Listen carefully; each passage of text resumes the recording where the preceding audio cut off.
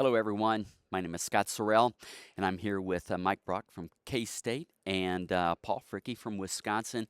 And we're just putting the final touches on a very successful 2025 Western Dairy Management Conference. And so, what we'd like to do is just kind of talk about some of the successes that we've had this week, maybe take a look at what 2 years from now, 2027, is going to look like. But, before we get started with that, what I'd like to really do is kind of go back to the beginning, Mike, and talk a little bit about how did this, I mean, this is one of the premier conferences in the country for dairy producers. How did it get started? Yeah, so really it got started out of an ADSA meeting that was held in 1991 in Florida. It was called the Large Herd Conference. And there were several dairy specialists from out here in the western part of the United States that attended that.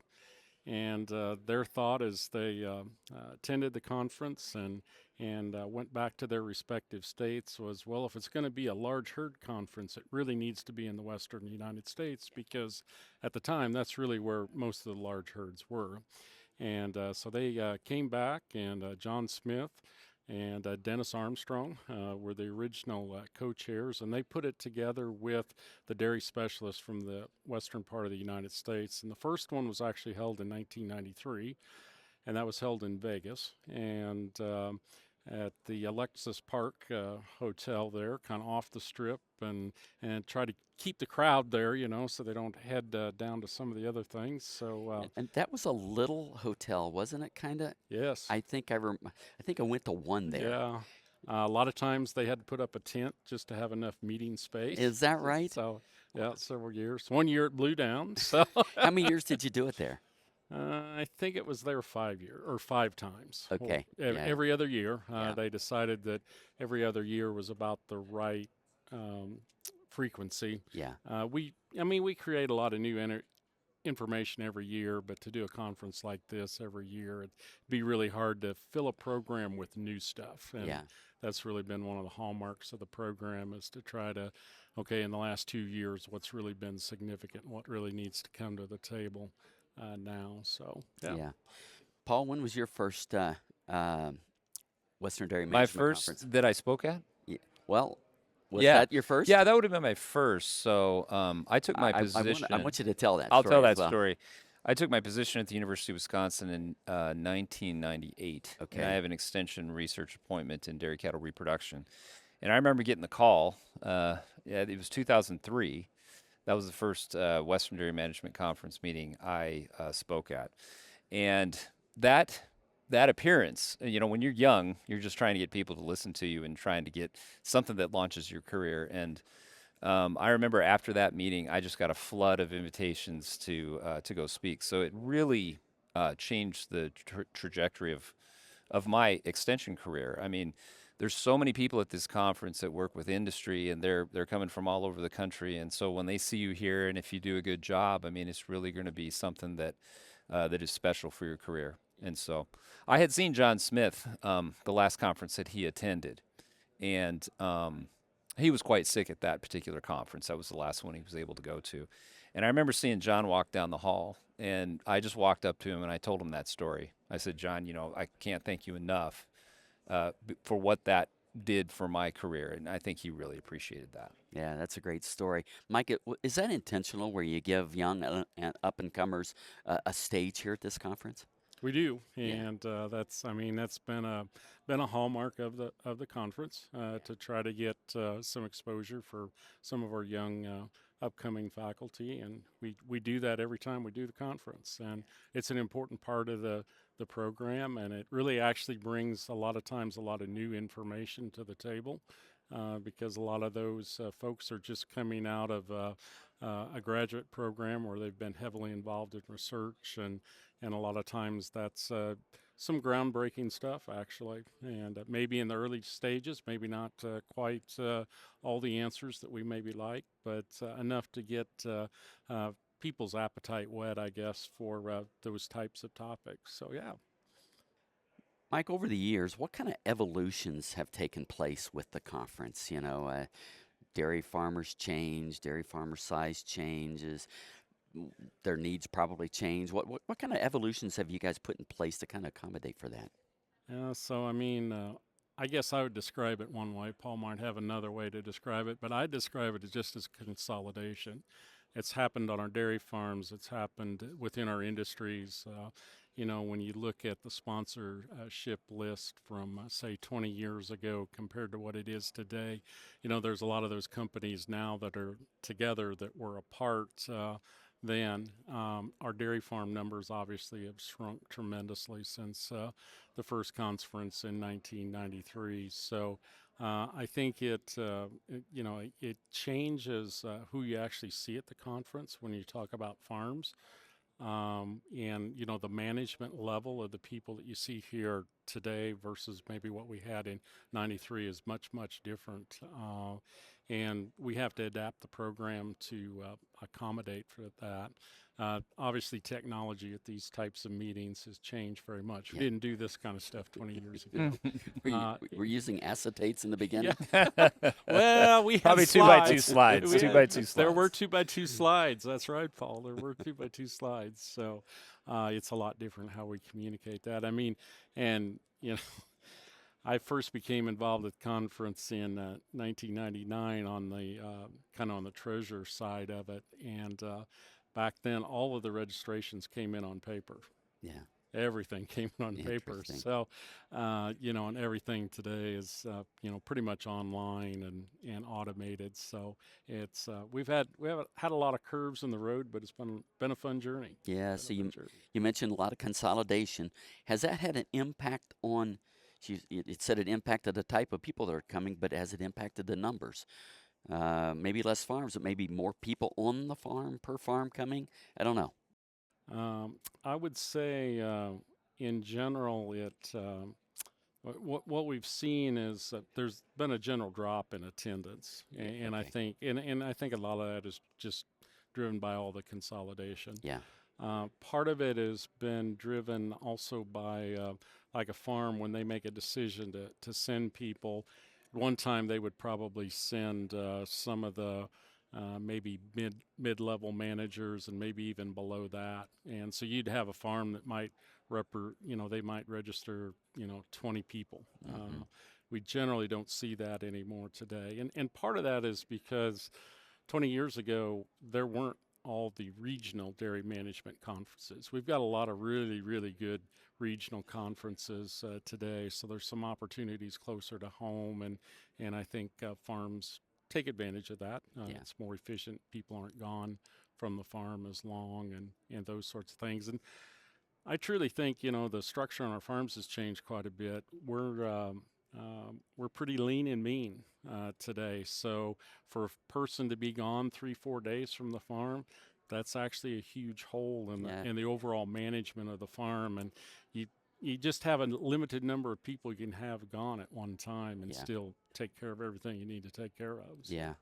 Now this whole thing's put together by a committee, right? Mhm. And you're on the committee, Paul. Yeah, I've been on the committee, Mike. I remember you asking me around 2010 was when I joined and said, "Got to have somebody from Wisconsin on this thing." So I took him up on the invitation. So it's been a privilege to be involved. So yeah, we have a larger committee of 25 of us or so, somewhere in there. People come and people go. And it's an interesting process how we kind of put this program together. It's a little different than maybe some of the other program committees that I'm involved with. We kind of break down into areas of specialty. For me, that would be reproduction and maybe animal health, that sort of thing. We have subcommittees, and we kind of do some brainstorming. I get around the country quite a bit with my extension program, so I hear a lot of talks, and so we're looking for good people. It's a big stage in there. It's a lot of people in that room, and so we're looking for people that are delivering the kind of information that people need to hear. A lot of hot topics. We're trying to look to the future and see what's up and coming, and make sure that we've got a real proactive program in that way. And then we kind of get together. Mike, might want to talk about this. So what you do is I might have a list of 6 topics, 6 speakers with their individual topics, and you have to kind of sell that list to the rest of the larger Oh, is that group. right? Yeah, Interesting. and so you kind of go back and forth, and so it's kind of like, Doc, I have to get some repro talk on there. Being a reproductive physiologist, I on the planning committee one year, and I think it was Ray Niebel who called me up and says, "Doggone it, you have to get a repro person on there," and so. This year it was Don Niles, and I think Don did an excellent job with his talk, talking about a very interesting topic here. And so it's a dynamic process, and we try to kind of get it evened out. We have some panels that Uh-huh. we do. Farmers always love the panels. They're a little unwieldy sometimes doing those, but I think they go over pretty well. Yeah. So how is the committee selected, and are they primarily academia? Primarily extension people is what we're looking for. I mean, the roots of this conference is really an academic extension conference. There is some representation from industry. Yeah. We've got some really good people from industry on there, but I think the roots of it are an extension program. Yeah, so I mean, one of the criteria to be involved in dairy extension, and primarily we look at the western part of the United States, and although we've over the years we've evolved, and yeah, we have Tom Overton, for example, is from New York, so but New York represents a lot of large dairies as well, so we do spread kind of across the country in that regard. We've got some media folks involved as well, so on the committee because they interact with producers all the time as they're writing their publications and stuff. So a lot of good stuff comes out of that, and we try to. I mean, that program planning piece will occur in 26 for 27. So we'll meet sometime next year. Might be as late as early summer, but we'll get together and flesh out topics and those sorts of things. And it's really we try to plan that meeting so there's some interaction time amongst the dairy specialists from across the United States that are part of that because it used to be we would meet at ADSA and typically that really doesn't happen much anymore and so it is uh, basically two opportunities for extension dairy specialists from across the United States to get together for the planning meeting and then for the conference itself. So it has been really important, I think, in building some programs that way too. Yeah. Now, as this conference winds down, what are some of the highlights you guys think took place this week? I mean, I would say, being the repro guy that I am, I kind of pushed to have Don on the program. Don Niles. Don Niles has an incredible amount of credibility in the industry. Of course, he worked in industry for a number of years. He's a veterinarian, and now he's been a dairy farmer. And he's really good with the audience. He really has a way with being able to share his information. He talked about kind of the I've worked with synchronization protocols over my whole career, and one of the things is using the needles to administer those treatments. And so Don was talking about a new technology with a pneumatic system that he uses, and beautiful videos and things like that. So I enjoyed that. But there's a lot. My former student Julio Giordano's out there. I think he's on right now talking about technology as Yeah. well. And so I think there's some really good information that way. Yeah. Excellent. Mike? I would say, along with that, and I'd agree with Paul. Don did just a tremendous job in talking about something that I think is very impactful in our industry moving forward. And the other thing he talked about was eliminating headlocks from the dairy and the amount of time and inefficiency that actually creates. It was our best way at the time Yeah. to get some very important jobs done on the dairy, but it's not our best technique maybe today. And I think that was very important. But aside from that, we had some tremendous talks about the future of dairy, whether it be dairy processing or maybe some things that are going to happen in our dairy economy. So Our role in the global dairy economy? Yeah. right. So That's Torsten good stuff. Hemi was here, and I think on an earlier podcast as well, and Greg Dowd was here to Yeah. share his perspective, and Corey Geiger did a wonderful job of sharing maybe a little bit from a banker's perspective what they see going on, and I mean our industry is evolving very fastly, Yeah, it is. and but it is also very bright. When you Yeah. look at all the investment we've had in dairy processing plants in the last couple years, and going forward to the next couple years, some of those projects are still under construction. I mean, it's very very bright future, but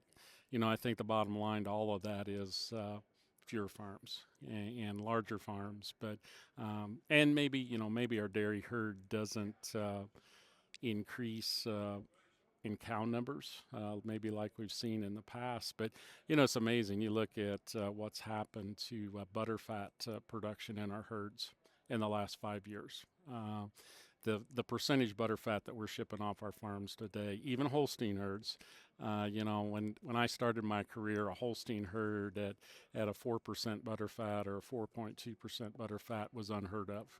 And that's actually very common today, and that's a way we've become much more efficient. 4.4, 4.5 now in these Yep. high producing Holsteins. It's Yeah. amazing. And what people don't realize a lot of times is that when we ship that milk with a higher percent fat to a cheese plant, that has a huge, huge impact on their efficiency because it increases their make percentage.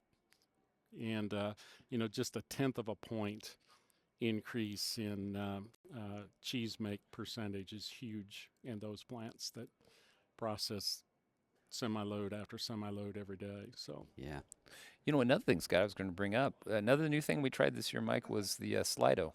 yes. So Slido is just an online way that the audience can ask questions. I think one of the things you get in a large room like that is people not wanting to come to the microphones, and sometimes the people that do want to come to the microphones might not be asking the exact questions that you like. So it gives the audience a chance to, and I think that's ask the questions. You can thumbs up the questions, so you get the best questions floating to the top. And I think it's been a success, don't you think, Mike? It has, and we're actually the survey is going to be QR code and online as well, so people can participate that way as well. So Yeah.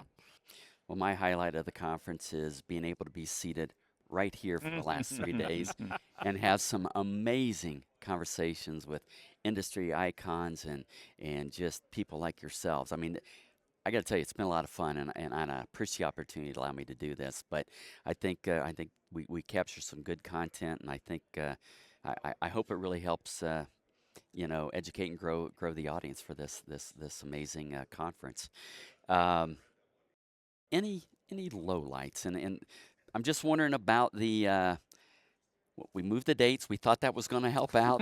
and it did. It Mo- did. Mother Nature stepped in and to our best chance of trying to do better. But I think we had a little bit of trouble with the weather, but I think people made it in. Yeah. So. Do you think most of them did? I think so. I don't know how many no-shows we had, if there was any.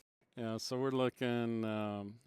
Haven't checked mid-morning this morning yet, but we had I think 1,146 people register, and I think there's maybe less than 60 names left in the book that haven't been picked up. So I count that as a huge success. I mean, good. because you're always going to have some people that plans change or whatever. So yeah, it was good. A few challenges over the pass on Monday and early Tuesday, but for the most part, moving the date a month does seem to have helped quite a bit. So we got to land the planes, and that was the important. Yeah, thing, it's always a challenge landing in Reno. Yeah.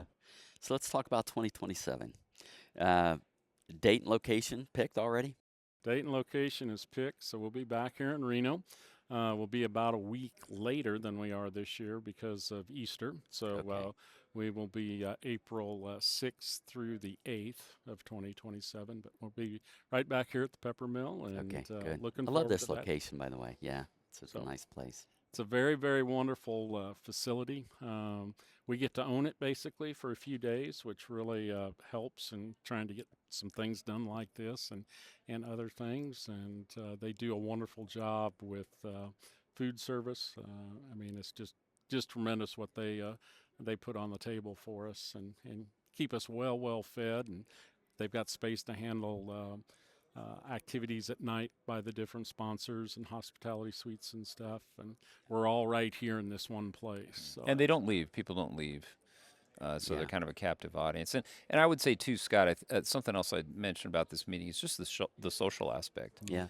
You got people coming from really across the country, some internationals coming in, and there's just a lot of conversations that happen outside of the meeting rooms. And unique here that we have the hospitality rooms at night, and those are always active and seeing people and things like that. So I think it's something that the audience really enjoys about this meeting as well. Yeah, And definitely. we get questions all the time, sometimes from sponsors that aren't familiar with the conference. They'll say, "Well, where's your booth set? What do your booths cost?" And we've never had booths. I don't anticipate we ever will.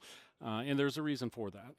When you're at a booth, you have a different conversation with a dairy farmer than you do when you're in the hallway here at this conference. Yeah, And that's what makes this conference very, very special, is because sponsors get to have a different conversation. yeah, And there's the pressure of talking about a product, or, oh, I'm standing in front of your booth, so what are you going to be trying to sell me? That doesn't exist out in the hallway. You can have a much different conversation, a much deeper conversation. And we always encourage sponsors, grab a few dairymen and bring them with you. Make it a learning experience for everyone, and that actually works really, really well. yeah. Yeah, good idea. Paul, you mentioned maybe some international people. I'm kind of curious, is there an effort maybe to expand this a little more to bring in some big dairies from around the globe? I don't know if we've had a particular effort. I think people are aware of the conference, and it's a very extension-related type of a conference, so really designed for dairy farmers. And whether or not, we do get some, I would say more probably professionals that come internationally, maybe than just actual dairy farmers. But they're well aware of the conference, and again, this conference is known to have kind of the top of the top people on the Yeah, agenda, and so people want to come and see that. yeah, And I don't want to dig too deep into this, but one of our issues this year, and it was an issue 2 years ago too, is just the restrictions we have on travel. Um, People actually getting permission to come here to the United States for a conference from many areas is very difficult, if not impossible. So, And of course, COVID. There was the yeah. whole that was some we all had to work through that, and we're very pleased. I think at the way we've kind of bounced back as far as attendance, and it's kind of like you put this program together and hope people come, and they do. They're coming back to the meetings, and it's good to be face to face again. yeah. Good. Well, thank you guys for all that you do. This is a great conference. I know it's a lot of work, but it shows. And so looking forward to seeing you guys again in 2027. Thank you, Scott. All right, thank you. I'd like to just give a quick shout out to all of our sponsors. Just thank you. Without folks like you, we would not be able to do something like this. So the support from the industry to bring industry and dairy farmers together is just tremendous, and that's really, really the spirit of the Yeah, kind of secret sauce. Yeah, yeah, is let's bring the industry together, whether it be large or small, when it comes to dairy producers, large or small when it comes to industry. Let's provide opportunities that they can come and be together and share and learn together. yeah. Well said, Mike. All right, thank you guys. Thank you. Thanks.